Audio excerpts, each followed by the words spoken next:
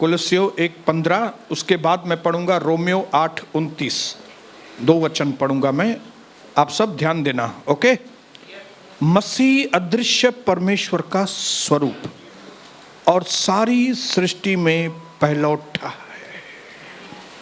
मसीह, यीशु मसीह जो है वो अदृश्य परमेश्वर, जो दिखता नहीं है परमेश्वर, उसका वो प्रतिरूप है, अक्स है वो उसका, और सारी सृष्टि में पहलौठा है। न दुनिया सबनी का वडो पहलौठा। अभी रोमियो 8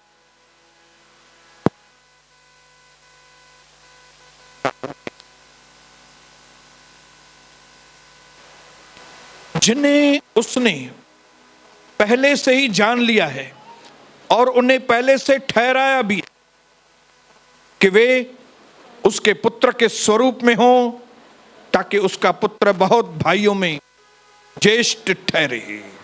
जिन्हें, ये जिन्हें कौन है? ये जिन्हें आप और हम हैं।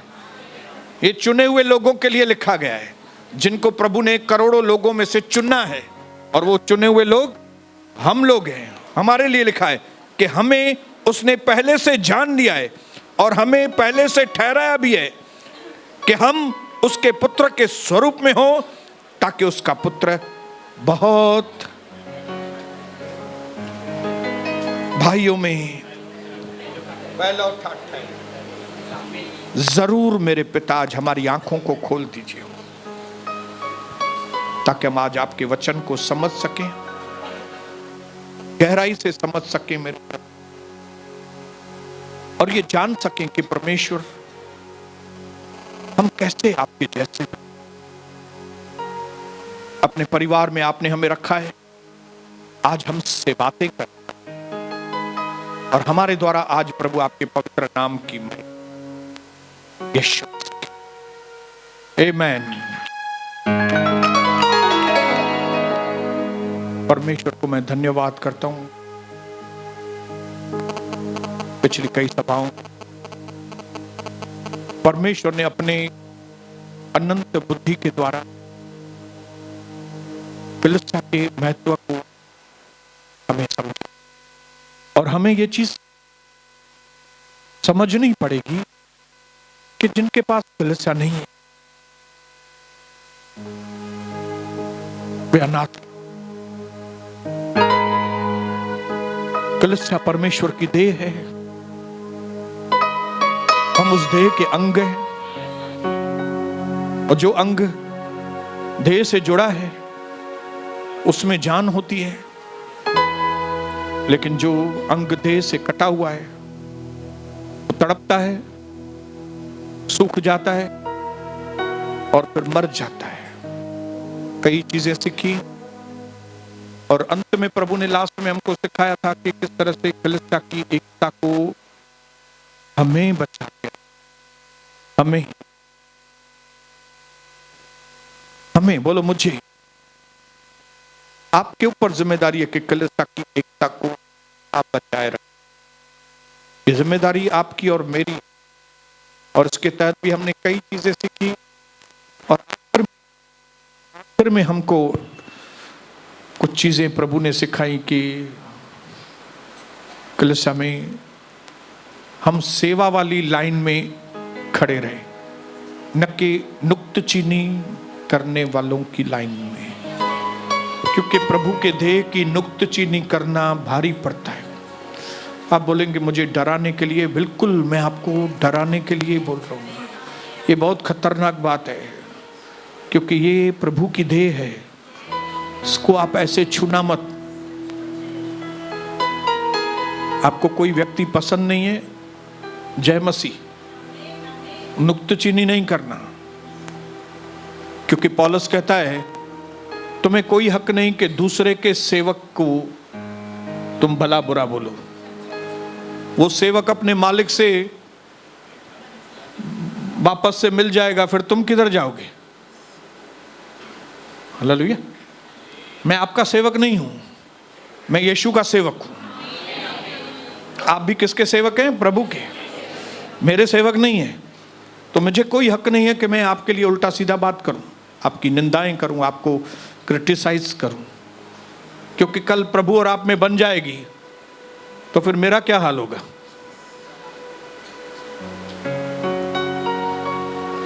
इसके लिए अपने पड़ोसी को बोलो, कभी भी प्रभु के देह की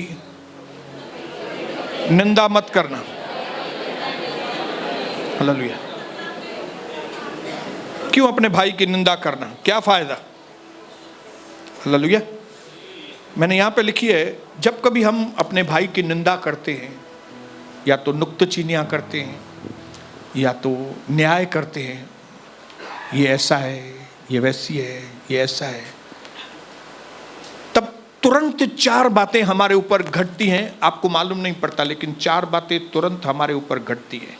जैसे ही हम किसी का न्याय करते हैं, ये ऐसा है, तुरंत परमेश्वर के साथ जो मेरी सहभागिता है वो कट हो जाती है। नंबर 2, जब हम किसी का भी न्याय करते हैं, उसको जज करते हैं, हमारा घमंड जाहिर हो जाता है। हम अपने आप को मतलब कोई चीज समझते हैं। हमें किसी का न्याय का अधिकार नहीं है, लेकिन हम करते हैं। इसका मतलब है हमारे पास क्या है, घमंड है, और वो जाहिर हो जाता है कि हम घमंडी हैं, इंस्टेंट। और तीसरी चीज इंस्टेंट होती है, तुरंत होती है, कि मैं प्रभु के आगे न्याय के आसन के सामने खड़ा हो जाता हूं जब मैं दूसरों का न्याय करता हूं। जब कभी मैं एक उंगली आपकी ओर करूंगा, 4 उंगलियां मेरी ओर आती हैं। समझाना बात अलग है, न्याय करना बात अलग है। प्रभु ने मुझे यहां पे समझाने के लिए रखा है, आपको गाइड करने के लिए रखा है, आपके झगड़ों को मिटाने के लिए प्रभु ने मुझे यहां पे रखा है, दोष लगाने के लिए नहीं। लेकिन जब कोई भी व्यक्ति एक दूसरे के ऊपर दोष लगाता है, तो वो तुरंत खुद दोषी बनकर प्रभु के सामने खड़ा हो जाता है। और नंबर 4 चीज जो इंस्टेंट होती है, कि हम प्रभु की कलीसिया की सहभागिता को तोड़ देते। जो मस्त मजा आना चाहिए हमारे बीच में, जो आनंद आना चाहिए हमारे बीच में, उसमें रोड़ा आ जाता है, मूड खराब हो जाती है। सिस्टर इधर देखिए, सिस्टर इधर देखिए, उधर मत देखिए। कोई भी व्यक्ति इधर उधर मत देखे, सब इधर देखे, प्रभु इधर है। हालेलुया। तो ये 4 चीजें हो जाएंगी, हम बहुत तकलीफ में आ जाएंगे। इसके लिए नुक्तचीनी बोलिए बंद, किसी का भी इधर न्याय करना, किसी की भी निंदा करना, और किसी की निंदा सुनना बंद। Praise the Lord, hallelujah. और ये सारे काम करना किसका काम है?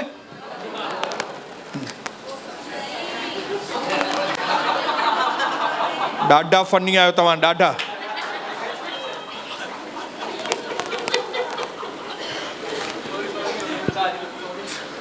दोष लगाना किसका काम है?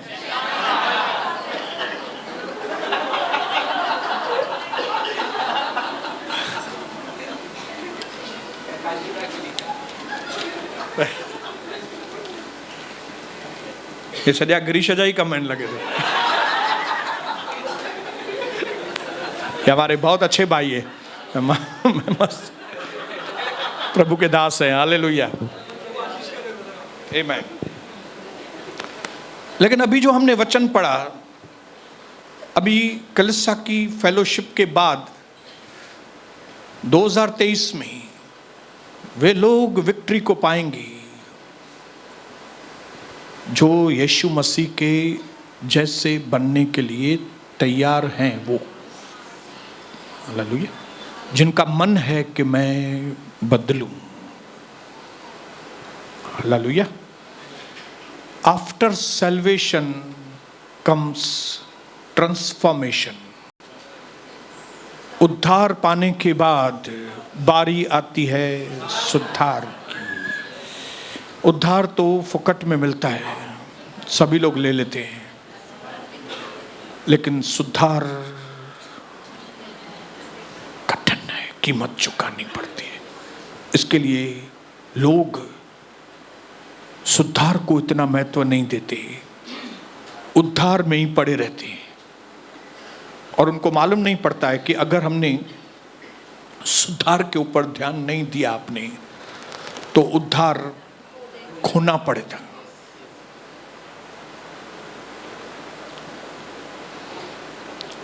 सिर्फ बिलीवर बनना काफी नहीं है, डिसेपल बनना जरूरी है, चेला बनना। हालेलुया। प्रभु ने कहा स्वर्ग और पृथ्वी का अधिकार मेरे पास है, इसलिए तुम जाओ और सारी पृथ्वी जातियों के लोगों को मेरा सुसमाचार सुनाओ। पहले मतलब पहले उनको विश्वासी बनाओ, पहले बच्चे को पैदा करो और फिर उन्हें चेले बनाओ और मेरी बातें उनको मानना सिखाओ। ये नहीं बोला कि बस सुसमाचार सुनाओ और छोड़ दो उनको। ये नहीं बोला कि आप बच्चा पैदा करो और फिर उसको हॉस्पिटल में ही छोड़ के आप घर आ जाओ।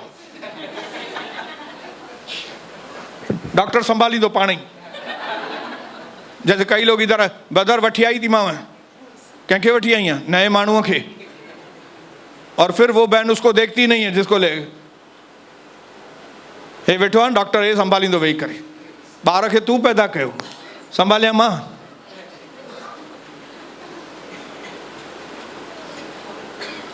कभी ये चीज मत करना।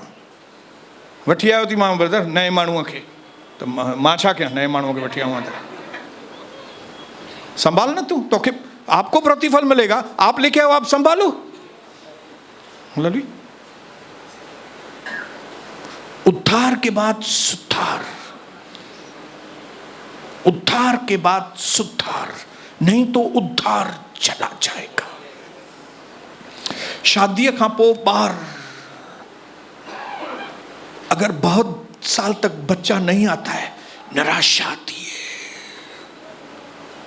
वैसे ही उद्धार पाए हुए लोग जब कई साल होते हैं नहीं सुधरते हैं, निराशा आती है। निराशा। बच्चा पैदा किया है लेकिन बच्चा बड़ा ही नहीं हो रहा है, मैच्योर नहीं हो रहा है, समझदारी उसकी नहीं बढ़ रही है। तो जैसे एक साधारण माँ बाप भी परेशान हो जाते हैं, वैसे ही हमारा स्वर्गीय परमेश्वर भी जब हम उद्धार पाने के बाद सुधरते नहीं है, अपने रास्तों को बदलते नहीं है, अपने सोचने के ढंग को बदलते नहीं है, तब परमेश्वर का मन दुखी होता है। इसके लिए हमारे जीवन में बैलेंस होना चाहिए। एक कलीसिया के अंदर बैलेंस होना चाहिए। कंटिन्यू उनको यीशु मसीह का नाम भी बता के विश्वासी भी बनाने हैं और फिर विश्वासियों को चेला भी बनाना है। उनको सिर्फ प्रभु का प्यार नहीं बताना है। प्रभु प्यार है, जगत से प्रभु ने प्यार किया, अपना इकलौता पुत्र दे दिया। सिर्फ ये वचन उनके लिए काफी नहीं है। हालेलुया। उनको ये बताना भी बहुत जरूरी है कि जो व्यक्ति बार बार समझाने के बाद भी हट करता है, वो अचानक से गिर जाएगा और फिर उसको कोई उठाने वाला नहीं। ताकि उसके मन में भय आई, उनके मन में भय आई, उनको सुधरना है। परमेश्वर ने न सुधरे हुए लोगों को अपने पास बुलाया है ताकि वो उनको सुधारे।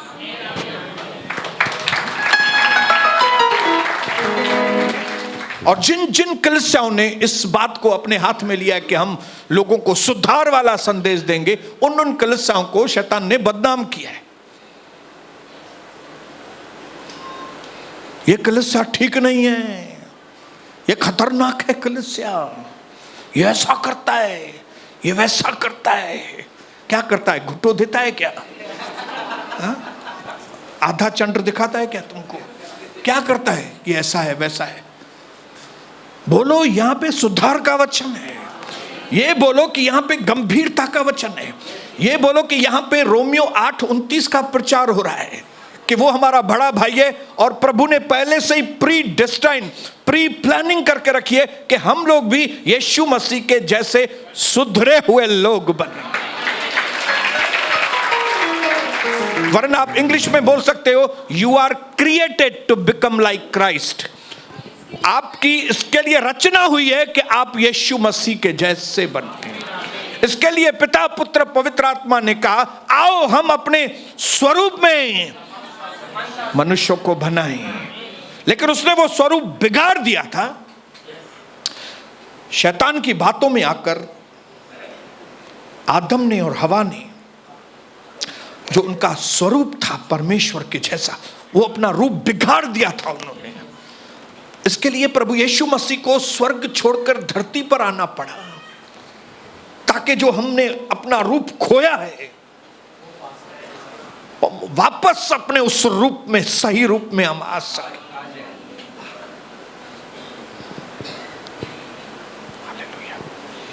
और यही काम हमारे बीच में इस कलीसिया में पवित्र आत्मा करता है।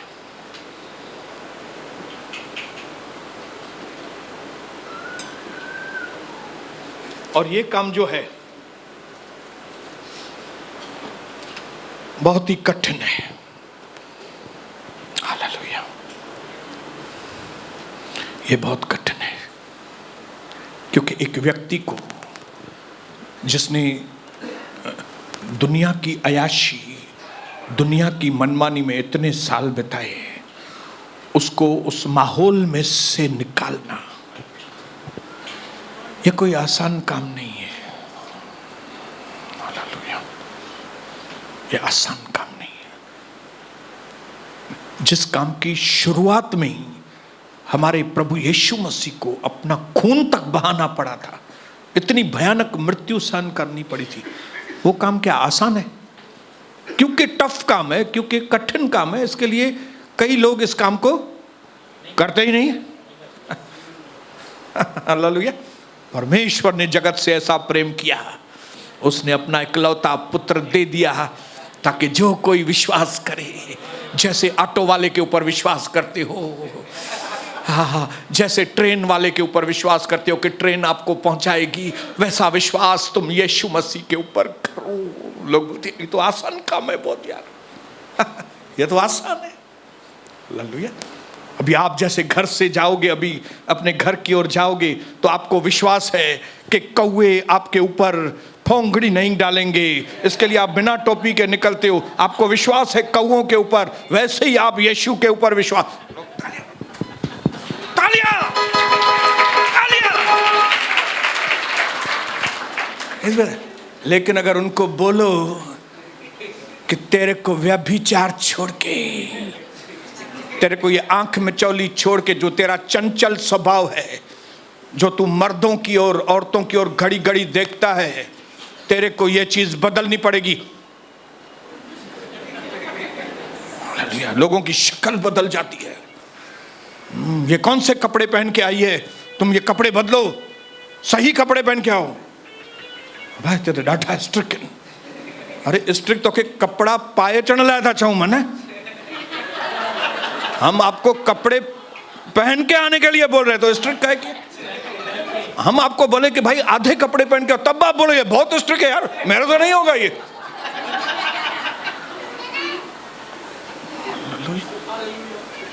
ये क्यों है? क्योंकि हमारे नेचर में सुधरना नहीं है, हमारे नेचर में बिगड़ना है, हमारे स्वभाव में, हमारे खून में बुराई चली गई है। दाऊद कहता है कि मैं पाप के द्वारा, मैंने अधर्म के द्वारा मैंने जन्म लिया है, मां के पेट में से ही मैं पापी बन के आया हूं, मेरे खून में पाप है। बाहर नहीं है मेरा ये पाप, मेरे बाहर नहीं है, खाली मेरे अंदर है। किसी नदी में स्नान करने से मेरे पाप धुलने वाले नहीं है, क्योंकि पाप बाहर नहीं है, पाप अंदर है मेरे। और इन पापों को धोने के लिए और इन पापों के ऊपर जय पाने के लिए प्रभु यीशु ने अपना खून बहाया है। विश्वास के द्वारा हम यीशु के खून को हमारे अंदर लेते हैं, और फिर वो खून हमारे खून को साफ करता है, जिसको बोलते हैं प्यूरिफिकेशन, जिसको बोलते हैं पवित्रीकरण, शुद्धिकरण, जिसको जो भाषा नहीं लोगों को पसंद है वो है सुधार। उनको बोलो अभी हमको पवित्रीकरण करना है, लोग बोले यस। अभी हम यीशु मसीह के खून से शुद्ध बनेंगे। अभी आपको सुधरना पड़ेगा।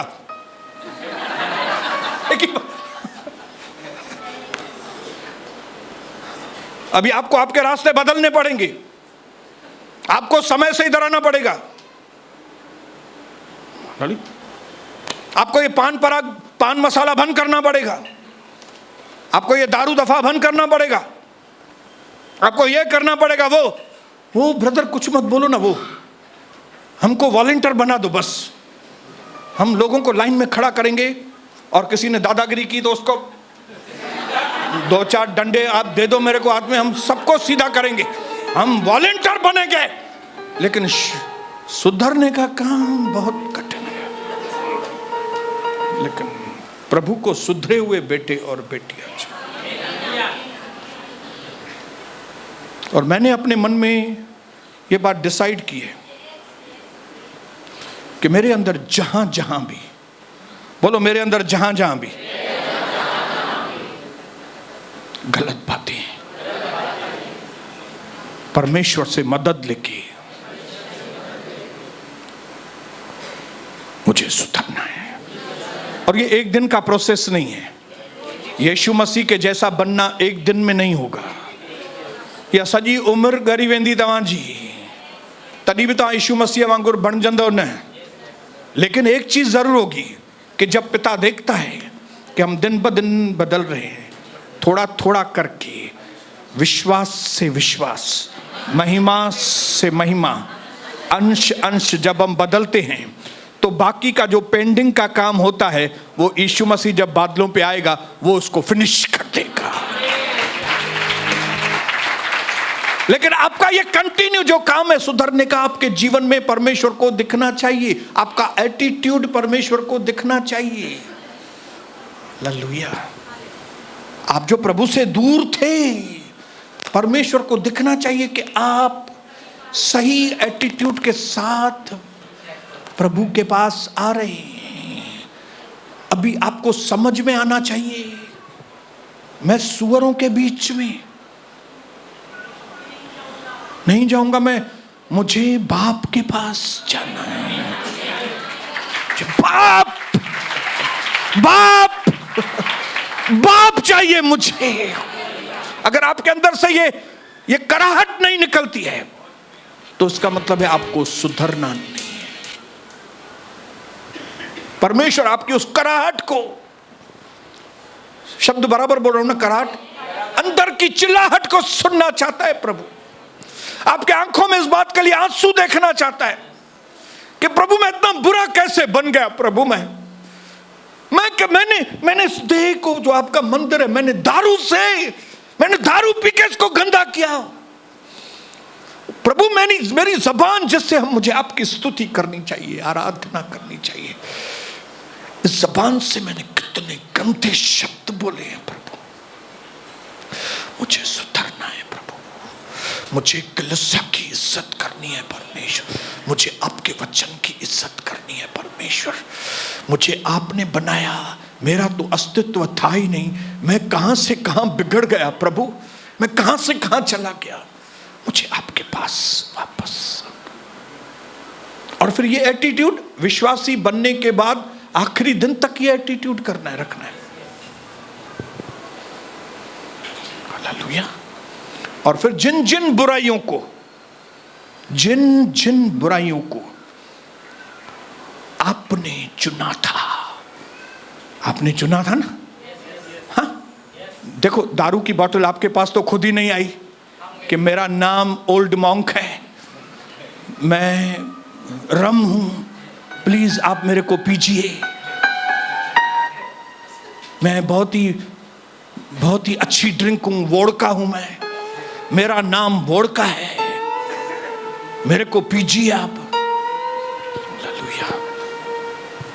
आप गए दारू पीने के लिए, हालेलुया, इसके लिए आपको छोड़ना पड़ेगा।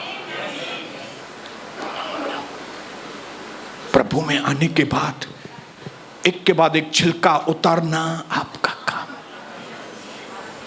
एक बुराई हट गई, फिर दूसरी को पकड़ना। फिर दूसरी चली गई, तीसरी को पकड़ना। ये प्रोसेस को कहते हैं ट्रांसफॉर्मेशन। इस प्रोसेस को बोलते हैं सुधरना। और सुधरना बहुत पीड़ादायक होता है, पीड़ादायक होता है। हालेलुया। मैं इतना एंजॉय करती थी मैके में, मुझी माँ, मुझी बहन, वो मेरी वो बड़ी बहन माँ के जैसी, मेरा बड़ा भाई बाप के जैसा, किनो ठड़ो ठकाओ हणंदास असां, किनो खिलंदास और न मञणो आहे।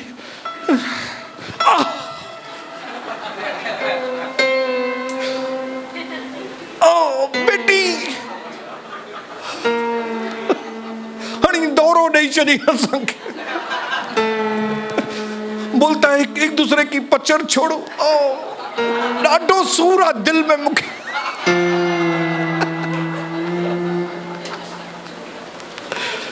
सुधरना, इसको सुधरना बोलते हैं।